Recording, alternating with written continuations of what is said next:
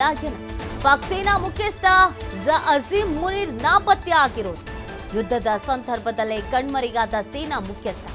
ಬಂಕರ್ಗಳಲ್ಲಿ ಅಸೀಂ ಆಶ್ರಯವನ್ನ ಪಡೆದಿರುವಂತಹ ಸಾಧ್ಯತೆಗಳಿದೆ ಅನ್ನೋದ್ರ ಬಗ್ಗೆ ಹೇಳಲಾಗ್ತಾ ಇದೆ. ಸೈನಿಕರ ರಾಜೀನಾಮೆಯ ಪರ್ವ ಮುಂದುವರಿತಾ ಇದೆ. ಇತ್ತ ಸೇನಾಧಿಕಾರಿ ಕಣ್ಮರೆಯಾಗಿರೋದು. ಯುದ್ಧಕ್ಕೂ ಮುನ್ನವೇ ಭಾರತಕ್ಕೆ ಮಂಡಿ ಊರಿದ ಪಾಕ್. ಭಾರತ ಯಾವಾಗ ತಯಾರಿಯನ್ನ ಮಾಡ್ಕೊಳ್ಳೋದಕ್ಕೆ ಸಿದ್ಧ ಆಯ್ತೋ ಪಾಕಿಸ್ತಾನ ನಾನು ಕೂಡ ತಯಾರಿಯನ್ನ ಮಾಡ್ಕೊಳ್ತೀನಿ ಅಂತ ಬಿಲ್ಡಪ್ ಏನೋ ಕೊಟ್ಕೊಳ್ತು. ಆದ್ರೆ ಅಲ್ಲಿನ ಪರಿಸ್ಥಿತಿ ಹೆಂಗಾಗಿದೆ ಅಂತ ಅಂದ್ರೆ ಈ ಪ್ರತಿಕಾರಕ್ಕೆ ಬೆಚ್ಚಿ ಬೀಳ್ತಾ ಇದೆ ಪಾಕಿಸ್ತಾನ. ಪ್ರಮುಖವಾಗಿ ಪಾಕ್ ಸೇನಾ ಮುಖ್ಯಸ್ಥನೇ ದೇಶ ಬಿಟ್ಟು ಪಲಾಯನ ಆಗಿರೋದು. ಮೊನ್ನೆ ತಾನೇ ತಮ್ಮ ಇಡೀ ಫ್ಯಾಮಿಲಿಯನ್ನ ಬ್ರಿಟನ್ನಿಗೆ ಕಳಿಸ್ಕೊಡ್ತಾ ಇದ್ರು. ಮೊದಲು ಅವ್ರು ಸೇಫ್ ಆಗಲಿ, ತನ್ನ ಫ್ಯಾಮಿಲಿಯವರು ಸೇಫ್ ಆಗಲಿ ಅಂತ ವ್ಯಾಪಕ ಚರ್ಚೆ ಆಗಿತ್ತು ಆ ವಿಚಾರಕ್ಕೆ. ಜೊತೆಗೆ ಪಾಕಿಸ್ತಾನದ ಪ್ರಜೆಗಳೇ ತಿರುಗಿ ಬಿದ್ದುಬಿಟ್ಟಿದ್ರು, ನಿಮ್ಮ ಫ್ಯಾಮಿಲಿಯವರು ಮಾತ್ರ ಹುಷಾರಾಗಿ ಸೇಫ್ ಆಗಿರಬೇಕಾ ಅಂತ. ಇದೀಗ ಪಾಕ್ ಸೇನಾ ಮುಖ್ಯಸ್ಥನೇ ದೇಶ ಬಿಟ್ಟು ಪಲಾಯನ ಆಗಿರೋದು. ಯಾಕೆ ಅಂದ್ರೆ ಪಾಕ್ನಲ್ಲಿ ಯಾರ ಮಾತು ಕೇಳಬೇಕು, ಯಾರ ಮಾತು ನಡೆಯುತ್ತೆ ಅನ್ನೋದು ಅರ್ಥ ಆಗ್ತಾ ಇಲ್ಲ. ಒಂದ್ ಕಡೆಯಲ್ಲಿ ಸರ್ಕಾರದ ನಡೆ, ಇನ್ನೊಂದು ಕಡೆಯಲ್ಲಿ ಸೇನಾ ನಡೆ, ಮತ್ತೊಂದು ಕಡೆಯಲ್ಲಿ ಉಗ್ರರ ಹಾವಳಿ. ಯಾವ ಉಗ್ರ ಸಂಘಟನೆ ಹೇಳ್ದಂಗೆ ಕೇಳಬೇಕು ಗೊತ್ತಾಗ್ತಾ ಇಲ್ಲ. ಪಾಕ್ ಸೇನೆ ತನ್ನದೇ ನಿರ್ಧಾರವನ್ನ ತೆಗೆದುಕೊಳ್ಬೇಕಾ, ಅದಕ್ಕೆ ಸ್ವಾತಂತ್ರ್ಯ ಇಲ್ಲ. ಪಾಕ್ ಸರ್ಕಾರ ಹೇಳ್ದಂಗೆ ಕೇಳಬೇಕಾ, ಅದು ಸಾಧ್ಯ ಆಗ್ತಾ ಇಲ್ಲ. ಹಾಗಾಗಿ ಗೊಂದಲಗಳು ಸಿಕ್ಕಾಪಟ್ಟೆ ಆಗಿದೆ. ಕೊನೆಯದಾಗಿ ಪಾಕ್ ಸೇನಾ ಮುಖ್ಯಸ್ಥನೇ ನೀವು ಸಾಕು, ನಿಮ್ಮ ದೇಶದ ಸವಾಸವೂ ಸಾಕು ಅಂತ ಪಲಾಯನ ಮಾಡಿರೋದು. ಇದೊಂಥರ ನಾಚಿಕೆ ಆಗಬೇಕು. ಪಾಕ್ ಸೇನಾ ಮುಖ್ಯಸ್ಥ ಅಸೀಂ ಮುನೀರ್ ನಾಪತ್ತೆ ಆಗಿರೋದು.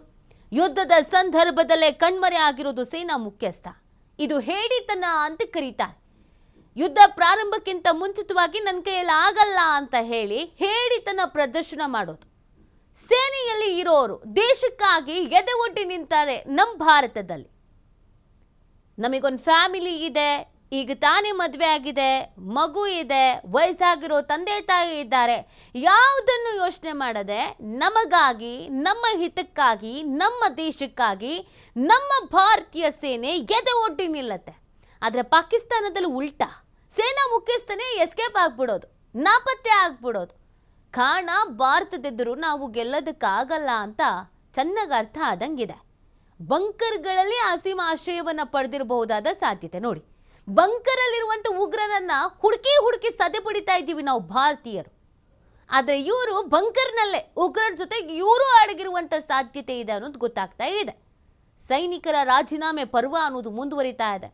1200ಕ್ಕೂ ಹೆಚ್ಚು ಸೈನಿಕರು ರಾಜೀನಾಮೆಯನ್ನು ಕೊಡ್ತಾ ಇದ್ದಾರೆ. ಯುದ್ಧಕ್ಕೆ ಹೆದರಿ ಯುದ್ಧ ಮಾಡುವಂಥ ಸಾಮರ್ಥ್ಯ ನಮ್ಮಲ್ಲಿ ಇಲ್ಲ ಅನ್ನೋದು ತಿಳಿದು, ಅಲ್ಲಿನ ಕೆಪಾಸಿಟಿ ಏನೇನು ಇರುತ್ತೆ ಅನ್ನೋದು ಅವ್ರಿಗೆ ಮಾತ್ರ ಗೊತ್ತಿರುತ್ತೆ.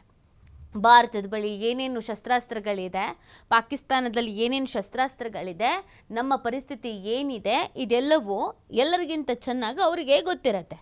ಕದನ ವಿರಾಮವನ್ನು ಉಲ್ಲಂಘಿಸಿ ದಾಳಿಯನ್ನು ನಡೆಸಿದ ಪಾಕ್ ಸೇನೆಗೆ ಯಾವಾಗ ಭಾರತ ದಿಟ್ಟ ಉತ್ತರವನ್ನು ಕೊಡ್ತಾವೋ, ಭಾರತ ಯಾವುದೇ ಕ್ಷಣದಲ್ಲಾದರೂ ಪಾಕ್ ಮೇಲೆ ದಾಳಿ ಮಾಡುವಂಥ ಭೀತಿ ಹೆಚ್ಚಾಯಿತೋ, ಭಾರತದ ಯುದ್ಧದ ಬಯಕೆ ಪಾಕ್ ಸೇನೆಯಲ್ಲಿ ಅಸಮಾಧಾನವೇ ಸ್ಫೋಟ ಆಗಿದೆ.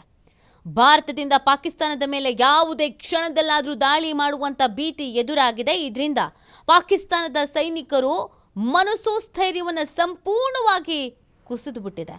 ಇದರ ಪರಿಣಾಮವಾಗಿ ಬರೋಬ್ಬರಿ 1200 ಮಂದಿ ಪಾಕ್ ಸೇನಾ ಆಫೀಸರ್ಸ್, ಸೈನಿಕರು ರಾಜೀನಾಮೆ ನೀಡಿರೋದು.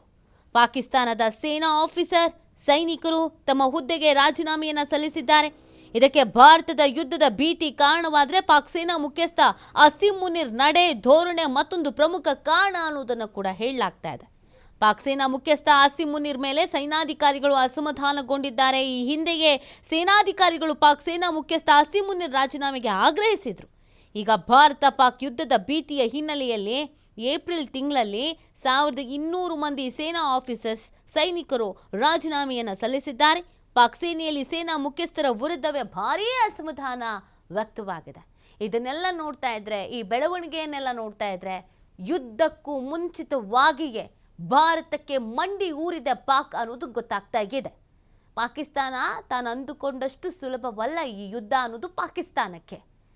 ಆಂತರಿಕವಾಗಿ ತೆಗೆದುಕೊಂಡ ಕೆಲವು ನಿರ್ಧಾರಗಳೇ ಪಾಕಿಸ್ತಾನಕ್ಕೆ ಬುಡಕ್ಕೆ ಬೆಂಕಿ ಬಿದ್ದುಬಿಟ್ಟಿದೆ. ಅದು ಸಿಂಧೂ ನದಿ ಒಪ್ಪಂದದ ವಿಚಾರ ಆಗಿರಬಹುದು, ಬೇರೆ ಬೇರೆ